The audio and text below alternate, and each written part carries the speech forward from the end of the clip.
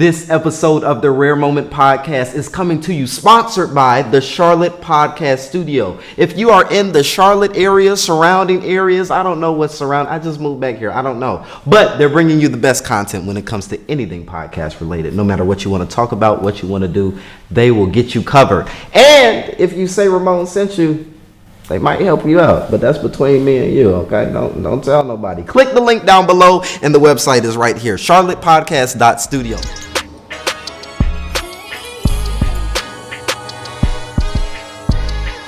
Y'all, welcome back to another episode of A Rare Moment with Ramon Reed. Yeah. Oh, man, I'm excited to be here today.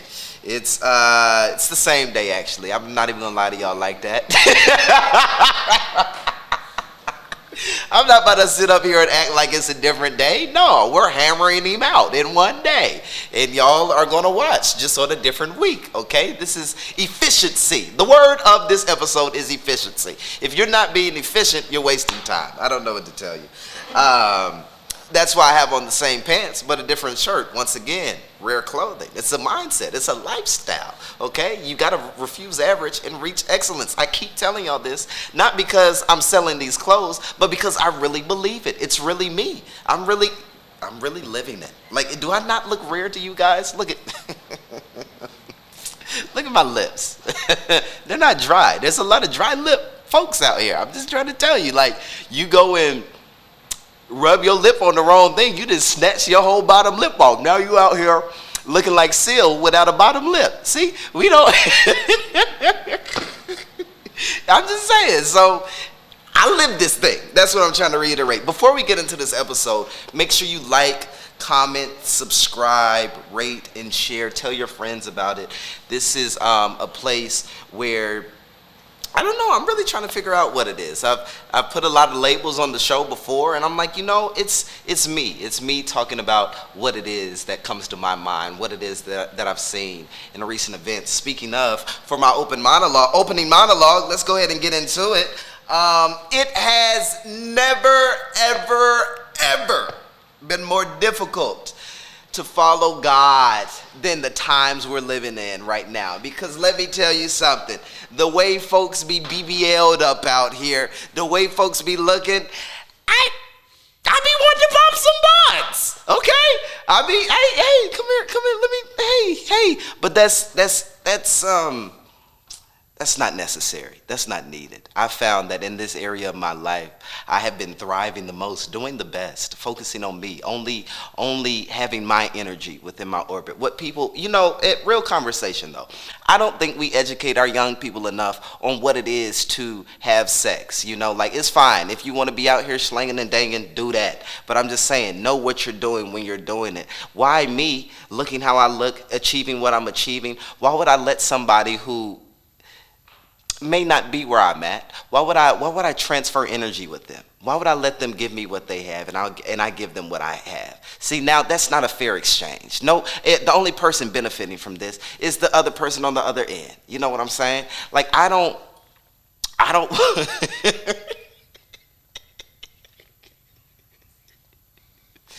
serious.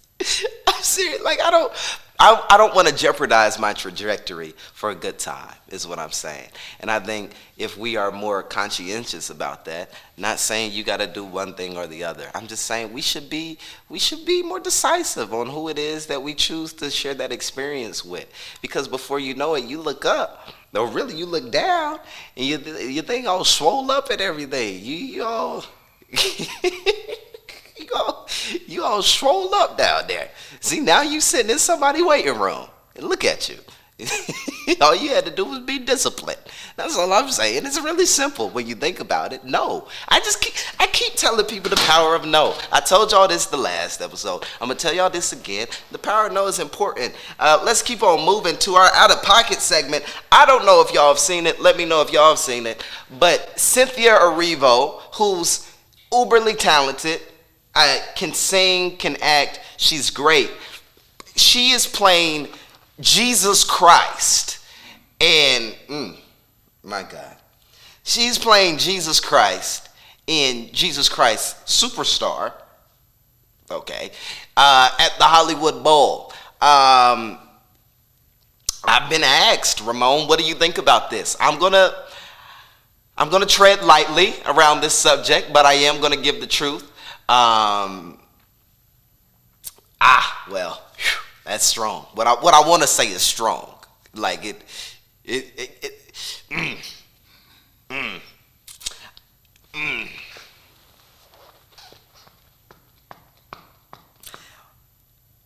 What I think about this is I think whoever is on her team who told her that this would be an optimal decision to make, especially coming off of Wicked, box office killer. Everyone loves it.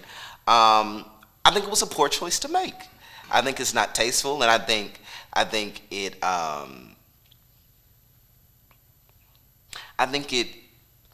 it leaves a lot of room for a community to not like you anymore, to stop supporting.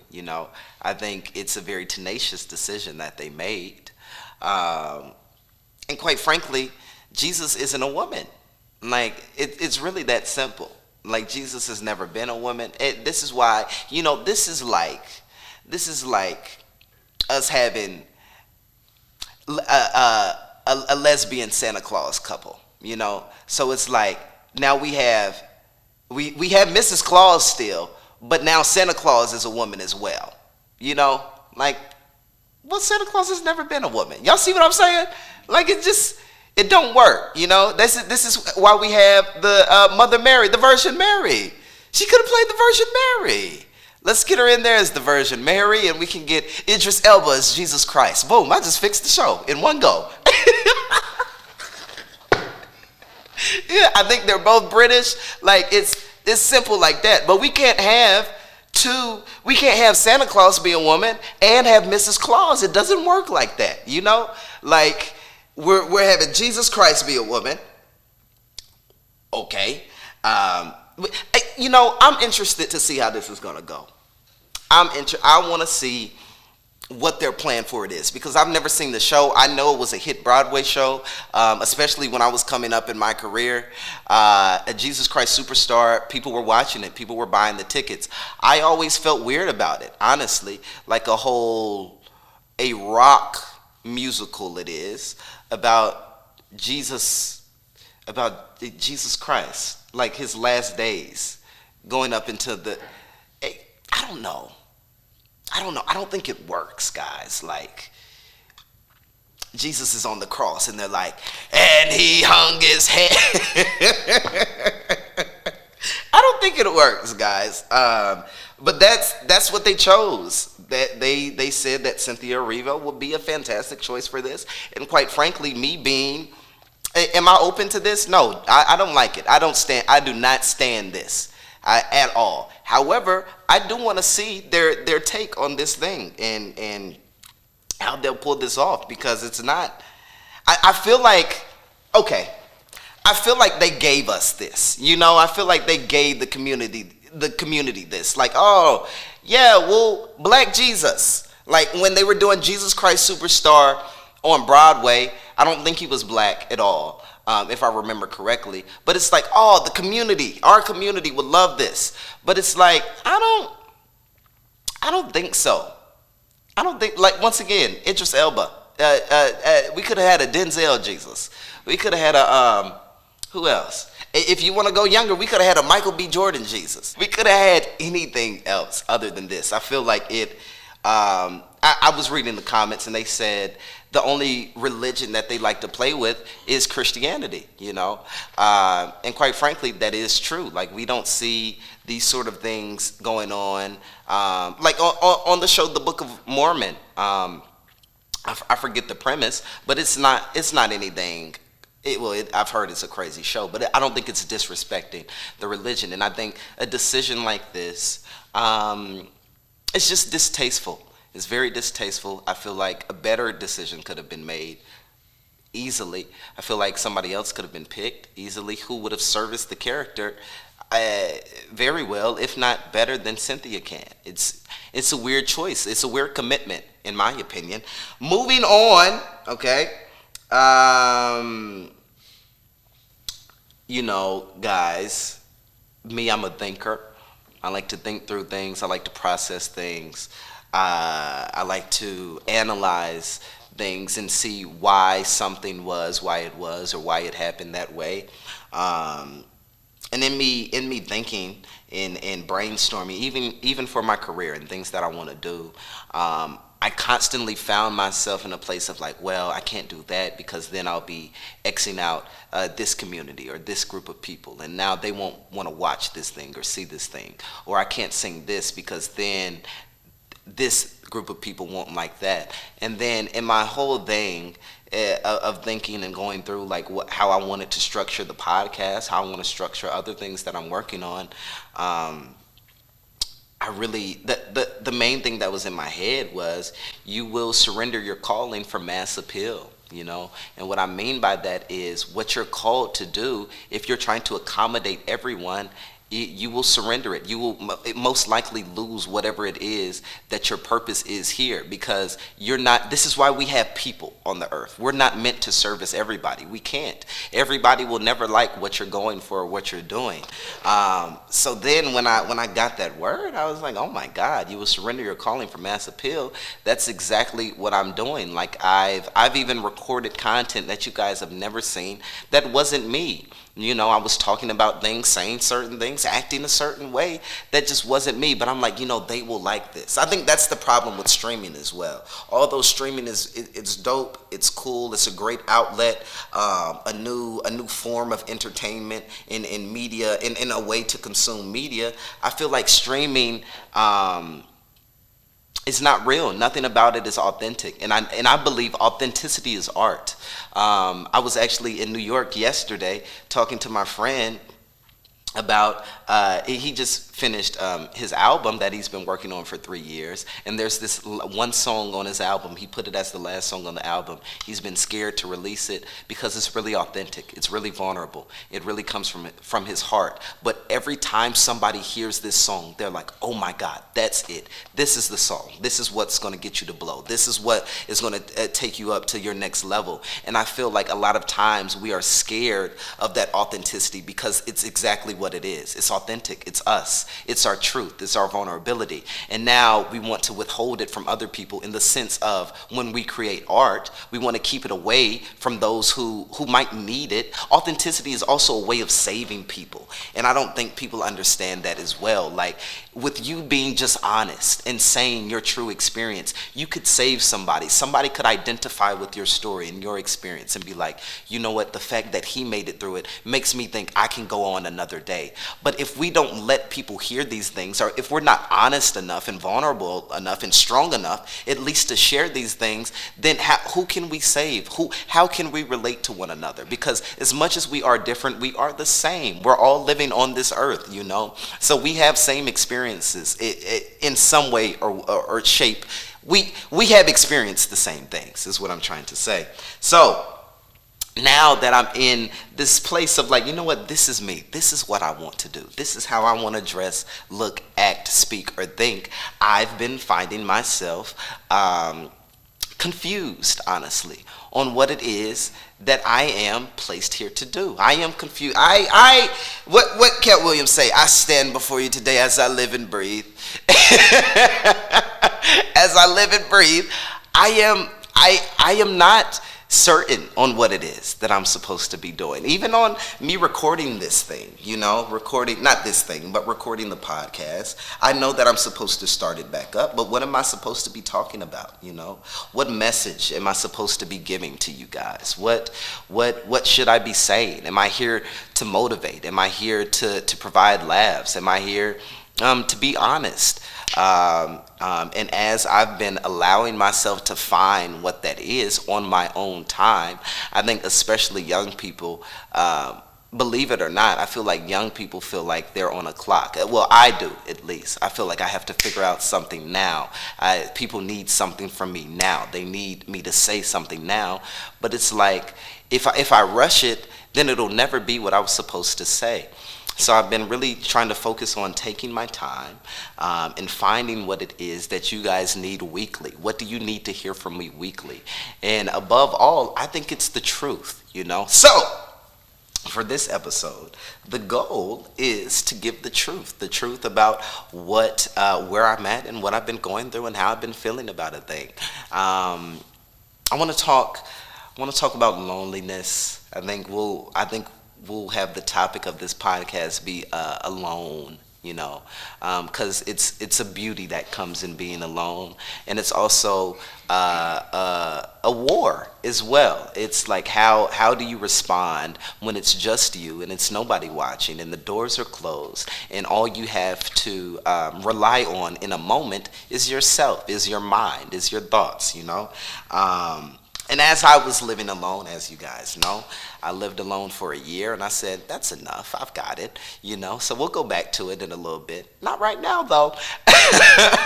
But as I was living alone, I had a lot of time to myself. And I would find myself in these moments of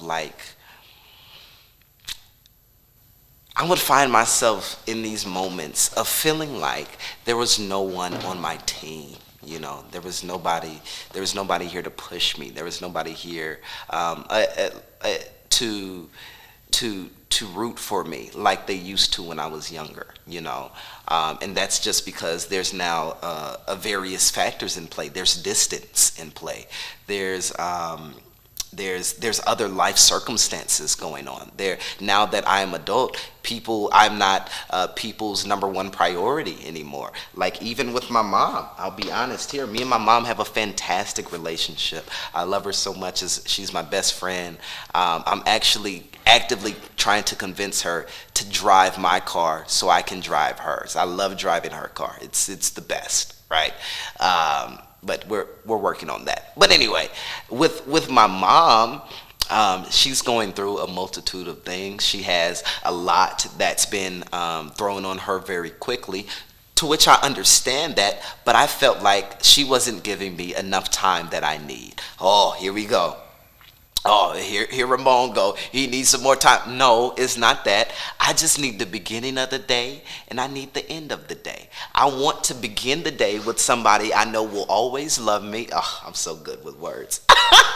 I want to begin the day. She's going to eat this clip up. I want to begin the day with someone that I know who will always love me, and I want to end the day with someone that I know who will always love me. Like, that's all I need, Mom. Let's talk at the top. Let's talk at the end. I'm going to tell you what I got going on, and I'm going to tell you what happened at the end.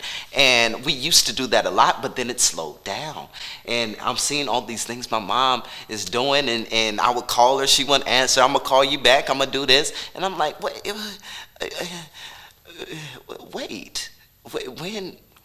when did you get a life? Wait, like, hold up now, let's slow this thing down, because I'm not prepared. So then this will drive me into my next subject, but then I had to communicate that to my mom. Like, hey Mom, I wanna talk to you more. I feel like we're not giving ourselves enough time just to keep the best word would be just to keep I don't want to say like curating our relationship or like working on it, like our relationship is fine, but just communication never hurts. Communication is always good, especially healthy communication, right? And I was telling her that I just don't feel like you're giving me enough time. I just need the top of the day and I need the end of the day. I feel like you can give that, and if you can't, we're going to have to fight about it. It's that simple, because I will have the beginning and the end of the day. What Drewski say, I want you, and I'm going to have you. So I don't know what we're going to do about this, but we've got to figure it out, right? And I feel, moving on from that, speaking on communication, I think a lot of people are scared to talk nowadays. Like, I love to talk. Talking is one of my gifts. It's one of my superpowers. Talking has gotten me into a lot of places, a lot of good places with positive experiences. And I find it hard, especially when I'm communicating with people around my age and older. Actually, I've been having a lot of run-ins with older women as of late. I don't know what's been going on.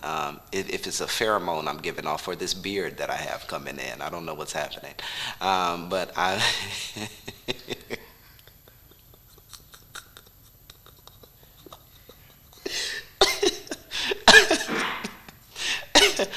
But I've been having a lot of run-ins with older women, and I've been finding that they don't they don't know either. By the way, I just want you to know, like, cause I'm gonna be honest, I be nervous talking to older women. Like, what am I gonna tell? Like, what can we talk about? And then when they start talking, I'm like, you do what?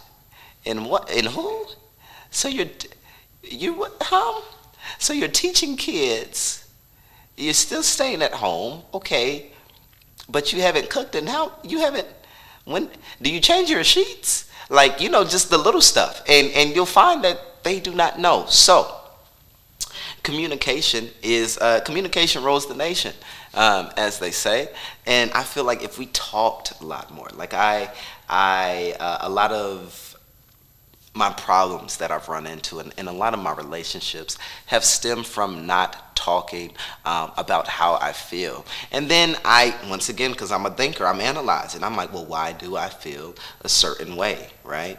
Why didn't I communicate that? What made me feel like I wasn't in a safe space to tell you this? Well, it's really me. It's never the other person. It's really like I am scared to tell you this truth.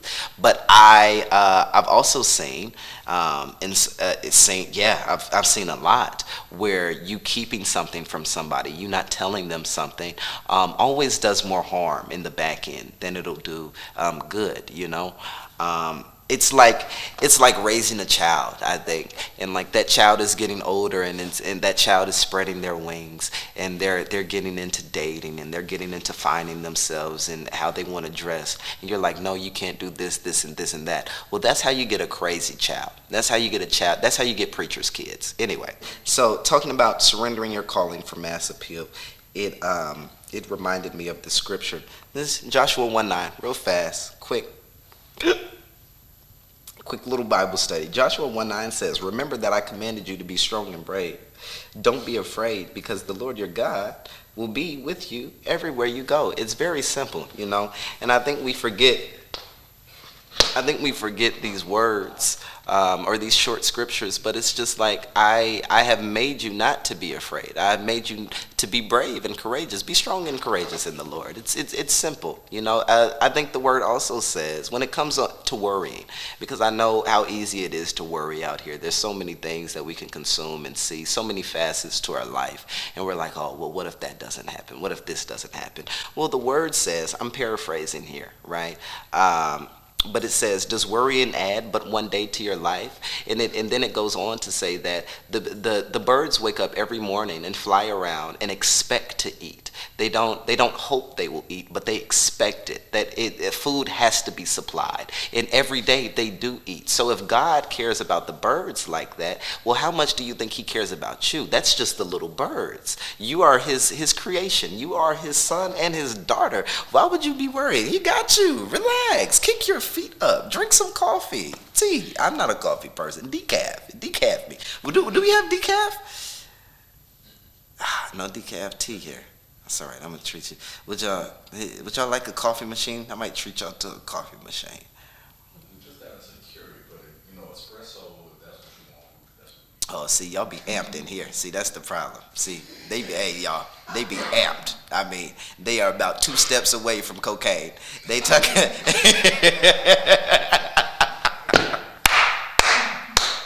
Talk about some espresso. Jesus Christ. What are you trying to do? Build another building? Like, I can't do it. I drank some coffee the other day. I had something to do, I think. I had an interview. I drank some coffee. I never drink coffee. I'm like, you know what? Let me make me some coffee. I'm older now. Maybe I can tolerate it. I can't. So I make my cup of coffee, big cup of coffee. I'm drinking it. Oh, this is so good. Pumpkin spice. They got me into Starbucks culture. I'm pumpkin spiced out, right? About 30 minutes go by. Shoot, I turn around. I'm looking like Whitney. My eye twitching. I'm shaking. Like, I didn't know what was going on. I'm in the interview. I'm like, listen, y'all, my hands are shaking. I'm a little jittery. And then I went out with you as well. I went the same day.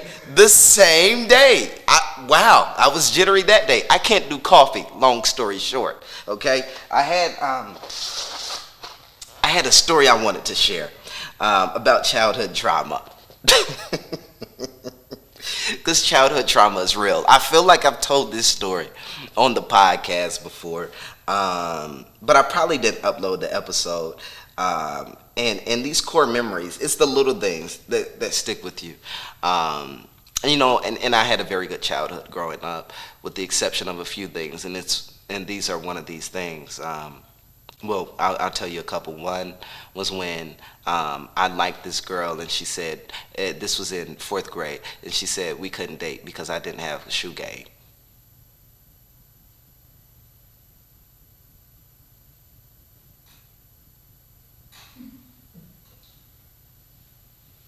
Shoe game? They have a shoe game? I like loafers and like chino pants and stuff. Like, it's okay, shoe game, it's shoe game. Okay, cool. And then the next one is the time when I was in my 3rd grade spelling bee. And let me tell y'all, I was smart. I had one of the highest reading scores in the land. So when we get to the spelling bee, of course, like, I'm spelling it be. I'm about to win. I'm about to kill y'all. I'm in the spelling bee. I'm killing the words. I'm looking at all the Asian folks and the Asian kids that go to the school, and I'm like, I don't know, they might get me, but I'm confident, right? So that we spelling, boom, got it. Yeah, what do you want me to spell? Extemporaneous, boom, blah, blah, blah, gotcha, right? Extemporaneous. We get to one word. I'll never forget it. This is why I don't like the police to this day. Detective. Whoa. Spell detective. Hold on. Okay. Can you use that in a sentence for me, please? The detective looked at the evidence. Okay. Detective. It's easy. D-E-T-E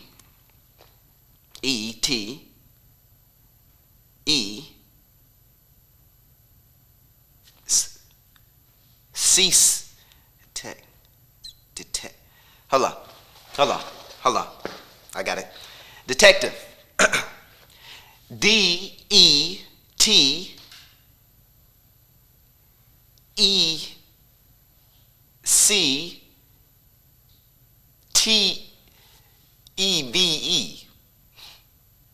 Detective. I knew I got it right. I knew I'm going on to the next round. Y'all can't knock me out here. I just spelled detective. No, that's detective. You just spelled detective. 3rd grade in front of everybody. It broke my heart. People, and my mom was there. Support system there. Everybody watching me. People thought I was okay. I wasn't. I just spelled detective. And when I went back, because hindsight is always 20/20. You always know how to spell it or do it when it's over. I'm like, oh, I know how to spell that. That's a IVE. That's detective. But no, you spelled detective. And like ever since then, I've never had to spell detective since. But ever since then, I'm like, I need to get my get back. Like, I don't want to go to a big spelling bee. I don't even want to go to the professional ones. I want to go back to 3rd grade. I want me, the 19-year-old that I am right now. I want to be enrolled into a 3rd grade spelling bee. Give me detective. I'm about to run it on all these kids. These kids don't stand a chance out here. Give me detective. What you say, detective? No, you said double C on detective? No, get them out of here. Detective. Like, I just need that for me, for my inner child. I need to mend my inner child. Like, if my inner child had any trauma, it would be that, spelling detective in front of the entire school. Oh my God. And I have one of the highest reading scores. That's so off brand. Like, I'll leave it there. Y'all know it's still fresh for me. Once you start talking about something and the real emotions come up, you got to leave it right there. I've had a growing affinity for poker. I went to once again, I was in New York visiting my white family, and they were like, "Hey, we have poker nights." Whoa, poker nights? What do you mean? Like, I love a little gamble, but poker nights, I don't know how to play poker. Explain it to me. Boom. He explains poker to me. Okay, so hi. High card, okay. Pair, two pair, three of a kind, straight flush, okay. I got it. So now I go to the poker night. Buy-in is $20. Okay, fantastic. $20 buy-in. I'm in there, right? I got a scarf on. I'm like, I'm pokered out. Like I'm there. It's stone cold face, right? I call you. Boom. Bow. And like I'm a heavy better, right? I'm like, oh, you want to raise the pot $3? $3? Play the game. $6. Raise it with me. I have nothing in my hand. I just like to bluff. But then they picked up on that. Okay, we're going somewhere. They picked up on that. I'm like, okay, so I done lost about $10 out here. I'm like, this is not good. It's not good. The whole time, I really don't know what's going on because I haven't memorized the rankings of the pairs and whatnot yet. So I'm like, I have no clue what I have in my hand, but I'm about to bluff them to oblivion. So at one point, I was up. I'm about $30, not $30, but up $10. So now I got a $30 little bread basket over here. But you know, I get on the phone, I get comfortable, I'm talking, this guy going back and forth with me. I'm not looking at what came out on the flop, and now we at the river. I'm like, you know what? I'm about to raise you all in. I'm going all in. He's like, oh, for real? See, when when white people say, oh, for real, believe them, okay? Because they're for real. They're not joking. That man took all my money in his house. He didn't give anything back to me. And then it just made me think about the halftime show. I'm like, what would Kendrick say about this? You know, like, how would Kendrick feel about a happening as such? Like, this is my first time playing poker. Hold on, guys. I know I done lost. Hold on, guys. Give me just $5. Let me get $5 back. However, after that, I didn't like how I felt after losing. So I've been watching poker tournaments day in, day out. I kid you not. I think I want to be a poker pro. Like that, we were talking about going to college. I want to be a poker pro, guys. I don't know how one does that. Have y'all ever played poker before? It's a fun game. No? See, that'd be the problem. Like, I got to teach my people how to play poker. Like, I want to have poker nights. Like, come over to the house. It's not gambling. It's like, it's strategy, okay? I'm not going to explain it today. To button this episode up, guys, y'all know I get carried away. But going back to being alone, you know, I feel there will be moments where you feel as if there is, or really the reality is there is no one there directly to talk to you. There is no one there to push you through a moment. There is no one you can call. You know, it may be 3 a.m. You up, everybody's asleep. And I really feel it's what you do in those moments where you're alone that really establish who you are as a person, that really establish your character. Being alone is important. Give yourself time to be alone. Give yourself time to find what it is that you like to do by yourself. Because if you can enjoy time by yourself, when you come to getting around people, when you come to socializing, when it comes to even you possibly finding a partner, you have that independence. You know, the worst thing, the biggest turnoff for a lot of people is dependency too soon. Like, I don't need you to depend on me. The first month that I met you, we've got to have something that we like to do separately. So even when I talk to my friends who also struggle with being alone is a blessing, although it may not feel like that at times. Being alone, you can learn so much about yourself. There's so many people out here who don't even know how they feel about a specific thing because they don't give themselves the time and the space to be alone, to think, how did this make me feel? You know, we go about life and we move about it so quickly that we don't give ourselves time to process, you know, what just happened in front of us, what we just saw, what we just experienced. But when you're alone, you're forced to think about these things. You're forced to live these things. And the more that you give yourself time and space to do that, I think the healthier you come out. Yeah, like that's all I have to give for you. gift to you, honestly. Being alone is a superpower. Don't be alone too much. And definitely watch those folks who always alone.